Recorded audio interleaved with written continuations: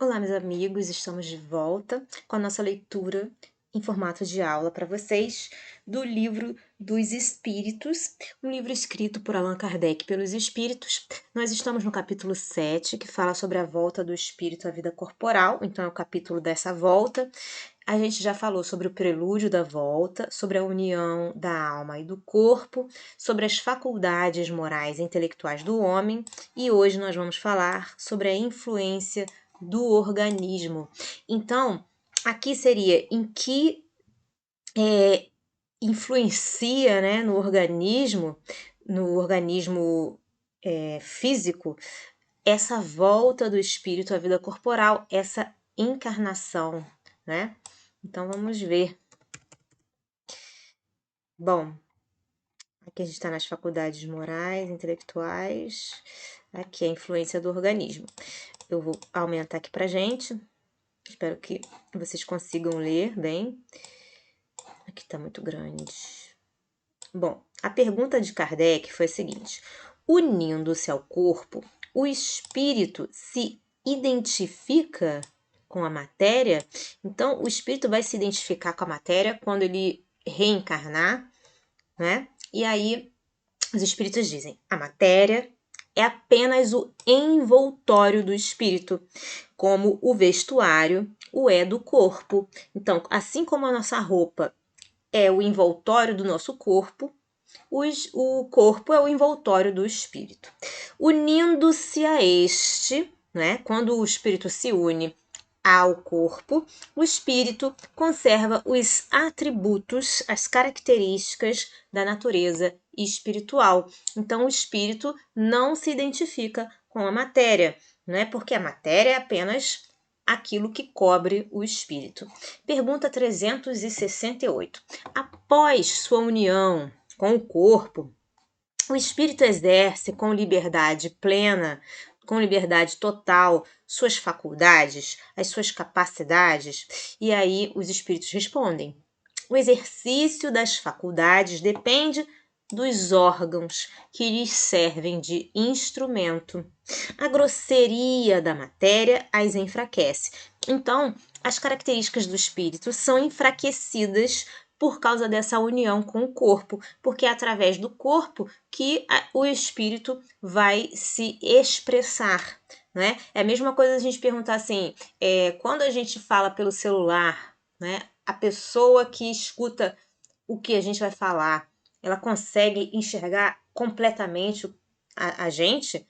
A gente consegue exercer todas as nossas vontades através do celular? Não, por quê? Porque o celular é um objeto, né? E ele tem as suas limitações, assim como o corpo. O corpo seria um objeto que tem as suas limitações. Então, para o espírito se expressar, ele vai ficar limitado, né? Ele vai perder a liberdade dele, determinada liberdade. Pergunta seguinte: assim, o invólucro material, né, o corpo, é obstáculo à livre manifestação das faculdades do espírito? Como um vidro opaco é obstáculo à livre irradiação da luz? E aí, os espíritos respondem: é como vidro muito opaco. Então, é bem limitado esse objeto que o espírito se utiliza, né? Nosso corpo é bem limitado para todas as faculdades que a gente tem, né? Então a gente usa sempre dentro de um determinado limite. E aí o Kardec diz o seguinte: pode-se comparar a ação que a matéria grosseira exerce sobre o espírito a de um charco lodoso sobre um corpo nele mergulhado, ao qual tira a liberdade dos movimentos. E aí pergunta a seguinte: o livre exercício das faculdades da alma, dos atributos da alma, está subordinado ao desenvolvimento dos órgãos? Então, será que esse exercício está subordinado a esses órgãos e ao desenvolvimento destes? E aí os espíritos respondem: os órgãos são os instrumentos da manifestação das faculdades da alma. Manifestação que se acha subordinada ao desenvolvimento e ao grau de perfeição dos órgãos, como a excelência de um trabalho, não é, está subordinado à da ferramenta própria à sua execução, ok? Pergunta 370. Da influência dos órgãos, se pode inferir, se pode, né, entender a existência de uma relação entre o desenvolvimento do cérebro e o das faculdades morais e intelectuais? Então, será que o órgão influencia esse desenvolvimento do cérebro? Os órgãos, né, vão influenciar o desenvolvimento do cérebro e o desenvolvimento das faculdades morais e intelectuais? Será que ele tem essa influência? A resposta dos espíritos é: não confundais o efeito com a causa. Então, quem é o efeito aqui? Os órgãos são o efeito, tá? Não é a causa. Então, o órgão não é o que causa o desenvolvimento do cérebro, nem o desenvolvimento das faculdades morais e intelectuais. Não parte dos órgãos, dos nossos órgãos, ok? Isso, se a gente pensasse assim, a gente estaria confundindo o efeito com a causa. O órgão é o efeito, os nossos órgãos é o efeito.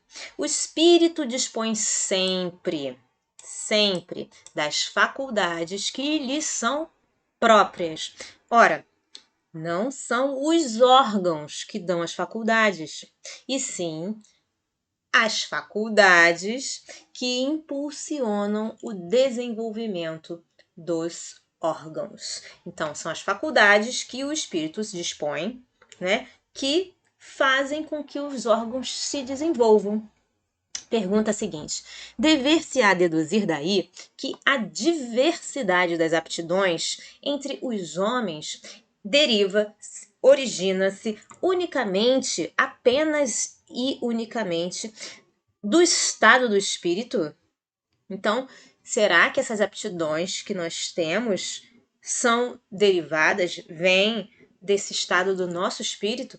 E aí os espíritos respondem: o termo unicamente, apenas, né, não exprime com toda a exatidão o que ocorre, o que acontece, não é exato. O princípio dessa diversidade, das aptidões entre os homens, o princípio dessa diversidade reside nas qualidades, nas características do espírito, que pode ser mais ou menos adiantado. Cumpre, porém, entretanto, contudo, cumpre se leve em conta, né, devemos levar em conta a influência da matéria. Então, a matéria exerce influência também, que mais ou menos lhe cerceia o exercício de suas faculdades. Então, o mundo material também exerce influência, tá? Não é unicamente só o estado do espírito que vai fazer com que essas aptidões se desenvolvam, ok? A matéria, o mundo material também é responsável, porque ele influencia a gente. E aí, Kardec diz o seguinte: encarnado traz o espírito certas predisposições, né, inclinações. E se admitir que a cada uma dessas predisposições corresponda no cérebro um órgão, o desenvolvimento desses órgãos será efeito e não a causa. Então, esse desenvolvimento é o efeito, tá? Se nos órgãos estivesse o princípio das faculdades, o homem seria máquina, sem livre-arbítrio e sem a responsabilidade de seus atos. Forçoso então for admitir-se que os maiores gênios, os sábios, os poetas, os artistas só o são porque o acaso lhes deu órgãos especiais, né? Se você acreditar que tudo vem dos órgãos, né, que a origem das nossas qualidades, das nossas habilidades vem dos órgãos, então esses poetas, artistas, gênios e sábios seriam apenas fruto do acaso. Ah, foi por acaso que eles se tornaram grandes gênios, né? De onde se seguiria que sem esses órgãos não teriam sido gênios e que, assim, o maior dos imbecis houvera podido ser um Newton, um Virgílio ou um Rafael, desde que de certos órgãos se achassem providos. Então, qualquer imbecil, se tivesse um órgão fantástico, seria uma pessoa genial, né? Pensando que tudo acontece por acaso.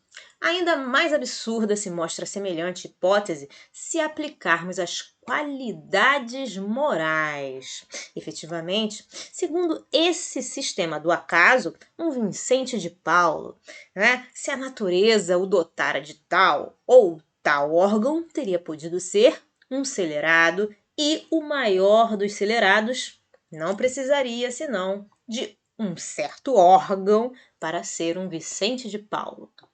Admita-se ao contrário, né? Vamos mudar as hipóteses, que os órgãos especiais, dado que existam esses órgãos especiais, são consequentes, que se desenvolvem por efeito do exercício da faculdade, dessa habilidade, como os músculos por efeito do movimento.